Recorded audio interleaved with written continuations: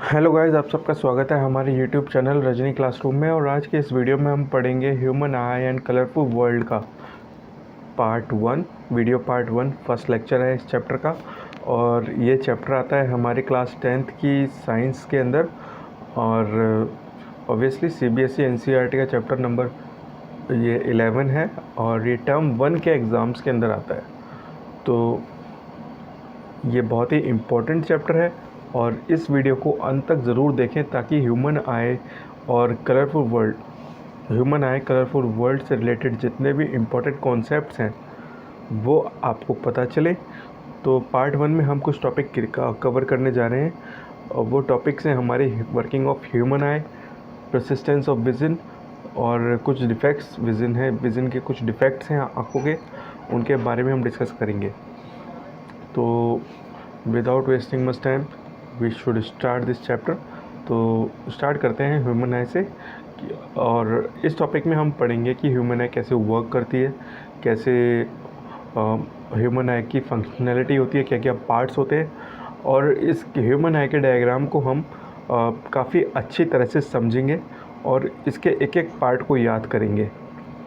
अगर हम इसके डायग्राम इससे रिलेटेड क्वेश्चंस के अंदर बनाते हैं तो ऑब्वियसली एग्ज़ामिनर को ऐसा लगता है कि आपको नॉलेज है, आप इस टॉपिक के बारे में अवेयर हैं, तो आप अपनी बात को अच्छी तरह से प्रेजेंट कर पाएंगे जब आपको आइज़ के हर पार्ट की नॉलेज होगी। तो ध्यान से देखेंगे स्ट्रक्चर ऑफ आइज़ को। अब एक रफली आइडिया लेते हैं आइज़ के अंदर क्या क्या होता है। आइज़ के अंदर हमारा सबसे पहला जो हम रफली देख रहे हैं, एक ऑप्टिक नर्व जा रही है, रेटिना है, एक लेंस है हमारे पास, ये सिलेरी मसल्स हैं और क्रिस्टलाइन लेंसेज हैं, एक्वस ह्यूमर है और पिपल है, इरीज है, कॉर्निया है, वर्चुअस ह्यूमर है। तो ये कुछ मेन पार्ट्स हैं आई के जो आपको याद रखने होंगे। सबके अलग अलग फंक्शनैलिटी है, सबके अलग अलग रोल्स हैं, पर सारे के सारे पार्ट्स हैं वो सारे ज़्यादा इंपॉर्टेंट हैं। पर उन सब में सबसे ज़्यादा इंपॉर्टेंट है हमारा लेंस। जी हाँ, जो लेंस हमें दे रखा है कॉन्केव लेंस, ये बहुत ही ज़्यादा इम्पोर्टेंट है। तो अब एक एक करके हम इन सारे आइज़ के फंक्शंस के बारे में पढ़ते हैं। सबसे पहला रेटिना आता है। रेटिना क्या होता है और उससे पहले हम समझते हैं कि ह्यूमन आई क्या होती है। The human eye is an natural optical instrument which is use to see the objects by human beings. तो ह्यूमन आई क्या है? ये एक नेचुरल ऑप्टिकल इंस्ट्रूमेंट है। ऑप्टिकल इंस्ट्रूमेंट्स वो इंस्ट्रूमेंट्स होते हैं जो रोशनी के यूज़ से चलते हैं। तो आइज़ भी रोशनी लाइट से ही चलती है। नेचुरल लाइट जब आंखों पे पड़ती है तो उसकी इमेज बनती है रेटिना के ऊपर, जिसकी वजह से रेटिना एक स्क्रीन का काम करता है। तो जैसे एक कैमरा वर्क करता है वैसे एक हमारी ह्यूमन आई भी वर्क करती है। तो it is a natural optical instrument which is used to see the objects by human beings. It takes like a camera. It's like a camera. It has lens and screen system. तो ये कैमरे की तरह इसके अंदर lens है, एक screen system है। किसके अंदर? ह्यूमन आई के अंदर। तो ह्यूमन आई क्या? एक नेचुरल ऑप्टिकल इंस्ट्रूमेंट है जिससे ह्यूमन बींग देखते हैं और ये कैमरे की तरह वर्क करती है। इसके अंदर लेंस होता है और एक स्क्रीन सिस्टम होता है। तो हम आइज़ के जो मेन पार्ट्स हैं वो पढ़ लेते हैं। सबसे पहले आता है हमारा रेटिना। रेटिना हमारे लेफ्ट हैंड साइड में सबसे लास्ट में होता है। तो राइट हैंड साइड में सबसे लास्ट में होता है, जो बैक हैंड साइड की स्क्रीन का वर्क करता है। It is light sensitive screen inside the I on which image is formed. It contains rod cells and cone cells. तो रेटिना क्या होता है? काफ़ी सेंसिटिव स्क्रीन होती है हमारी आइज़ के अंदर, जो आइज़ के बैक एंड साइड में होती है। इसका काम क्या होता है? इसका काम होता है इसके ऊपर इमेज बनती है। तो इसके अंदर बहुत सारी रॉड्स एंड कॉन सेल्स होती हैं। जो रॉड सेल्स होती हैं वो कलर सेंसिटिव होती हैं, कॉन सेल्स होती हैं वो लाइट सेंसिटिव होती हैं। तो जैसे भी लाइट आइज़ के अंदर पड़ेगी और उन जो कलर्स होंगे लाइट के अंदर, उनको पहचान के ये हमारे आँखों के सामने एक इमेज बना देती है जो दिमाग तक जाती है। तो रेटिना का मेन काम क्या है? It is light sensitive screen inside an eye on which image is formed. It contains rod cells and cone cells. Cone cells होते हैं वो हमारे लाइट सेंसिटिव होते हैं, रॉड सेल्स होते हैं वो कलर सेंसिटिव होते हैं. उसके बाद आता है cornea. It is an thin membrane which covers the I trail. जितना भी आई ट्रेल होता है, फ्रंट की आई होती है, उसको जो कवर करती है एक मेम्ब्रेन, इसको कहते हैं हम इसे कहते हैं हम कोर्निया. ये एक लेंस की तरह वर्क करता है जिसमें लाइट का रिफ्रैक्शन होता है और लाइट आंखों के अंदर एंटर करती है. उसके बाद आता है कोर्निया के बाद आता है एक्वस ह्यूमर. एक्वस ह्यूमर क्या होता है? It is a fluid which फिल्स the space between cornea and eye lens. Cornea और आई लेंस के बीच में जो स्पेस होता है उसको जो फिल करने के लिए लिक्विड होता है, जो ट्रांसपेरेंट लिक्विड होता है, उसे हम एक्वस ह्यूमर बोलते हैं. तो इसके बाद आता है आई लेंस. आई लेंस सबसे ज़्यादा इंपॉर्टेंट होता है. ये कॉन्वेक्स टाइप का लेंस होता है. सॉरी अगर मैंने पीछे कॉन्केव बोला है तो ये कॉन्वेक्स टाइप का लेंस होता है which is made of transparent and flexible jelly like material.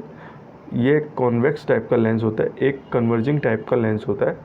तो ये ट्रांसपेरेंट होता है, जेली लाइक स्ट्रक्चर से बना होता है और it's curvature can be adjusted with the help of slurry muscles. जो इसका कर्वेचर है, थिकनेस है, ये स्लेरी मसल से कंट्रोल्ड होती है. तो पिपल क्या होता है? पिपल होता है it is a hole in middle of iris. Iris के बीच में जो होल होता है उसको हम पिपल बोलते हैं. इसके अंदर से लाइट एंटर करती है. इसके अंदर it appears black because light falling on it does not come back. तो ये ब्लैक कलर का होता है. क्यों? क्योंकि इसके अंदर जो लाइट जाती है आंखों के अंदर वो आंखों से वापस नहीं आती है, इसलिए ये हमें ब्लैक नज़र आता है. ऑब्वियसली जो चीज़ें रिफ्लेक्ट हमें नहीं करती है लाइट, वो हमें ब्लैक नज़र आती है. Ciliary muscles. Ciliary muscles क्या होते हैं?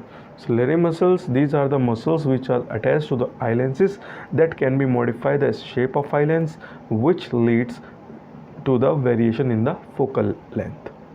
तो Ciliary muscles क्या हो गए?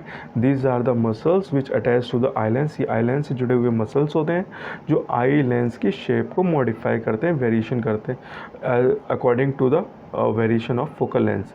जैसे भी फोकल लेंस होती है उसके हिसाब से ही आइज़ की जो लेंस होती है उसकी थिकनेस को एडजस्ट करते हैं. इरीज क्या होती है? It is a control the amount of light entering in the eyes. Iris क्या होती है? तो इरीज का काम होता है हमारी आंखों में जो लाइट आ रही है उसके अमाउंट को कंट्रोल करना. ये क्या करता है कि जो पिपल होता है उसके साइज़ को कम ज़्यादा कर देती है. जब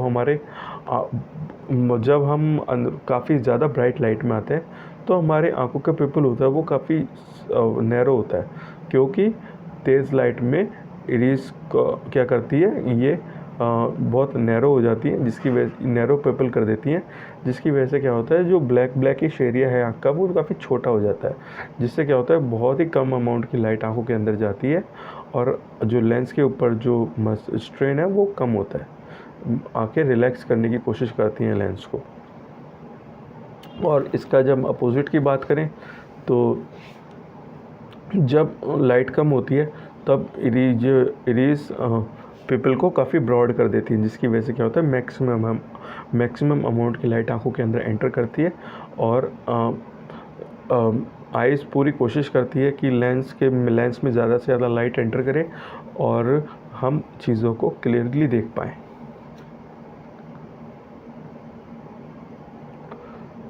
अब ह्यूमन आई के बारे में एक रफ आइडिया मैं आपको दे दूँ.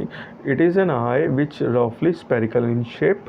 ये मुश्किल से स्पेरिकल शेप के अंदर बनी हुई है. इसका डायमीटर लगभग 2.3 सेंटीमीटर का है आई इसका. It consist of convex lens. ये कॉन्वेक्स लेंस की बनी हुई है और लिविंग टिश्यू से मिला के बनी हुई है. Hence the human eyes are living organism. Hence the human eye are living organ. ये एक टाइप का लिविंग ऑर्गन है जिसके अंदर एक ऑप्टिकल लेंस है और उसके कुछ अपने स्पेशल फंक्शंस हैं. तो हर जो पार्ट है इसका स्पेशल फंक्शन है. अगर आपको फंक्शन समझने हैं तो आसानी से आप किसी भी रेफरेंस बुक का यूज़ कर सकते हैं, इंटरनेट का यूज़ कर सकते हैं. और जितने भी ह्यूमन आई के पार्ट हैं उनके फंक्शंस हैं मैंने इस पीपीटी के अंदर भी शेयर किए हैं. तो सबसे पहले पिपल की बात करें. पिपल क्या करता है? It opens and close in order to regulate the control of amount of light entering in the eyes. Iris का काम क्या करता है? Control light level similar to aperture of the camera. अब जैसे कैमरे के अंदर शटर होता है, अपर्चर होता है, तो वो क्या करता है? लाइट को कंट्रोल करता है कि कितनी अमाउंट की लाइट अंदर जानी है. ठीक है, तो पर्पल का काम है कि ज़्यादा लाइट या कम लाइट के अकॉर्डिंग मतलब इरीज मतलब अपने ज़्यादा या कम लाइट के अकॉर्डिंग अपने आप को एडजस्ट करना. जो आइज़ का जो ब्लैकिश एरिया है उसको ब्रॉड करना है या फिर नैरो करना है. जो अमाउंट होगा लाइट का वो अकॉर्डिंगली उसके अकॉर्डिंग ही होल के अकॉर्डिंग ही आइज़ के अंदर एंटर करेगा. Second thing is iris. Pupil किससे कनेक्टेड होती है? इरीज से. तो इरीज कंट्रोल करती हैं पीपल को कि कितना अमाउंट ब्रॉड होना है, पीपल को कितना नैरो होना है, ये सब इरीज प्रोटेक्ट करती हैं. तो इरीज काइंड ऑफ एक अपर्चर होगा. जैसे कैमरे के अंदर अपर्चर होता है, एक छोटा सा शटर टाइप का पार्ट होता है, वैसे ही वो वर्क इरीज का होता है. इसके बाद आता है स्क्लेरा. स्क्लेरा का वर्क क्या होता है? स्क्लेरा के आउटर मोस्ट जो कोट होती है, जो कॉर्निया की कोट होती है, उसको प्रोटेक्ट करने के लिए स्क्लेरा यूज़ होता है. उसके बाद आता है कॉर्निया. कॉर्निया के अंदर क्या होता है? एक थिन मेम्ब्रेन होती है, ट्रांसपेरेंट टाइप की होती है, एक लेंस का काम करती है, और ये एक रिफ्रैक्शन मेम्ब्रेन का भी काम करती है, जिससे बाहर की जो लाइट होती है वो रिफ्रैक्ट होकर लेंस के ऊपर पड़ती है और lens according to that function करता है. उसके बाद आता है क्रिस्टलाइन लेंसेज. जो लेंसेज हैं ये क्या करते हैं? लाइट को फोकस करके रेटिना के ऊपर इमेज बनाने का काम करते हैं. इसके बाद कंजक्टिव टिश्यूज़ होते हैं. कुछ कंजक्टिव टिश्यूज़ का काम क्या होता है? Covers the outer surface visible part of the eye. जो कंजक्टिव टिश्यूज़ हैं वो हमारी विजिबल पार्ट है आईज़ के, इनको प्रोटेक्ट करने का काम करते हैं. एक्वस ह्यूमर ये कॉर्निया को पावर देता है. कॉर्निया को पावर देता है ताकि कॉर्निया मतलब रिजिड रहे, वो उसके अंदर फ्लूइड की कमी ना हो.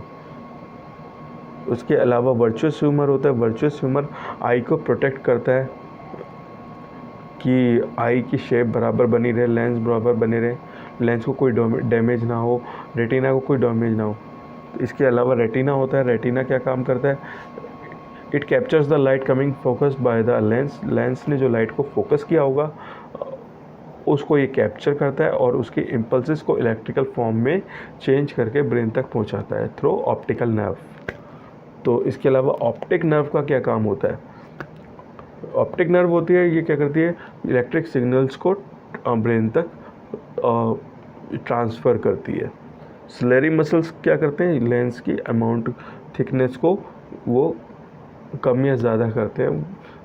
तो सिलेरी मसल्स फोकस की जैसी भी ज़रूरत होगी लेंस को फोकस करने के लिए, क्या जिस ब्रॉड होना होगा या फिर नैरो होना होगा, उसके हिसाब से सिलेरी मसल्स वर्क करते हैं. तो पीपल कैसे वर्क करती है आँख का? For example, you would have observed that when you came out from a cinema hall after watching a movie in a bright light sunlight, your eyes get closed. When you enter into the hall from a bright light, you would not able to see for some time. After some time, you would be able to see the pupil of the eye provide the variable aperture, whose size controlled by the iris. So, when the light is bright, जब भी light bright होती है तो इरीज contract हो जाता है, जिसकी वजह से क्या होता है कि इरीज पिपल को कॉन्ट्रैक्ट कर देता है, जिसकी वजह से जो ब्लैकिश पार्ट है आई का वो कम हो जाता है और लेस अमाउंट ऑफ लाइट आंखों के अंदर जाती है. दूसरा क्या है? When light is dim. जब लाइट डिम होती है तब क्या होता है? इरीज एक्सपेंड कर देती है पिपल को, जिसकी वजह से मोर लाइट एंटर करती है. तो परसिस्टेंस ऑफ विजन क्या है? परसिस्टेंस ऑफ विजन क्या है? It is the time for which the sensation of an object continue in the I is about 1/16 of a second. ये वो टाइम है जिसके अंदर जो इमेज की सेंसेशन होती है वो रेटिना के ऊपर 1/16 सेकेंड तक वो बनी रहती है। अब जैसे क्या था कि हम काफ़ी ब्राइट लाइट से हम डार्क रूम के अंदर आ रहे हैं, तो हमें 15 सेकेंड या कुछ माइक्रो सेकेंड के लिए हमें एकदम कुछ दिखाई नहीं देता, क्योंकि हमारी आँखों की मसल्स के अंदर कुछ टाइम के लिए बाहर की जो मसल्स जो इमेज होती है उसके सेंसेशन बने होते हैं। तो जिस टाइम तक ये बाहर की इमेजेस के सेंसेशन हमारी आंखों के अंदर बने हुए हैं, हमारे मसल्स के ऊपर बने हुए आंखों की, तो उस पीरियड को हम परसिस्टेंस ऑफ द विजन बोलते हैं। ये क्या होता है, 1 सेकेंड का 16th पार्ट होता है, 1/16 ऑफ अ सेकेंड होता है। इसके बाद आती है पावर ऑफ एकोमोडेशन। तो the ability of the eye lens to adjust its focal length accordingly as the distance is called the power of accommodation। तो पावर ऑफ एकोमोडेशन क्या होती है, ये आंखों की वो एबिलिटी होती है जिसके फोकल लेंथ के अनुसार और डिस्टेंस के अनुसार आइज़ अपने आप को एडजस्ट करती है। इसको हम पावर ऑफ एकोमोडेशन बोलते हैं। The ability of the eyes lenses to adjust focal length according by the distance is called the power of accommodation. तो स्लेरी मसल्स के फंक्शन को अगर हम समझें, जब आंखें हमारी रिलैक्स होती हैं तो आई लेंस कैसे होते हैं, थिन होते हैं, उनके ऊपर कोई स्ट्रेन नहीं होता है। इनकी फोकल लेंथ क्या होती है, इंक्रीज़ हो जाती है, तब हम आसानी से काफ़ी दूर तक का देख सकते हैं और enable us to see the distance object clearly. हम दूर की चीज़ें भी काफ़ी ठीक ठाक ढंग से साफ तरीके से देख पाते हैं। तो जब स्लेरी मसल्स कॉन्ट्रैक्ट होती हैं तो लेंस क्या होता है, थिक हो जाता है, जिसकी वजह से क्या होता है कि फोकल लेंथ होती है वो डिक्रीज़ हो जाती है। तो हम कोशिश करते हैं कि हमें पास की चीज़ें काफ़ी क्लियरली नज़र आएँ। तो it enables us to see the nearby objects clearly. तो ये क्या करता है कि हमारे आसपास की चीज़ें होती है उसको क्लियरली देखने की कोशिश करता है। तो नियर पॉइंट ऑफ आई क्या हुआ हमारा, it is a minimum distance at which objects can be seen most distinctly without strain। तो नियर बाय पॉइंट क्या है, ये वो डिस्टेंस होता है जिस पॉइंट पर कोई भी पर्सन किसी भी चीज़ को विदाउट स्ट्रेन ऑन द आई देख सकता है, आंखों पे बिना किसी प्रॉब्लम के किसी भी इमेज को देख सके, उसको हम नियर पॉइंट ऑफ द आई बोलते हैं। जनरली क्या है, एक नॉर्मल आई के लिए जो नियर पॉइंट ऑफ आई है वो 25 सेंटीमीटर है। ऐसे ही बात करें फार पॉइंट ऑफ आई की, तो फार पॉइंट ऑफ आई हम हर पर्सन के लिए अलग अलग है। कोई पर्सन काफ़ी 1 किलोमीटर 2 किलोमीटर तक भी साफ देख सकता है। कोई पर्सन होते हैं जो 1-2 मतलब काफ़ी दूर के डिस्टेंस तक भी साफ देख लेते हैं कि कौन आ रहा है कौन नहीं आ रहा है। तो फॉर नॉर्मल आई के लिए इसे हम इन्फिनिटी बोल सकते हैं। ये वो पॉइंट होता है जहाँ पर कोई भी इंसान काफ़ी दूर की चीज़ों को साफ देख सके। ये पर्सन टू पर्सन वेरी करता है, तो नॉर्मल आई के लिए इन्फिनिटी है।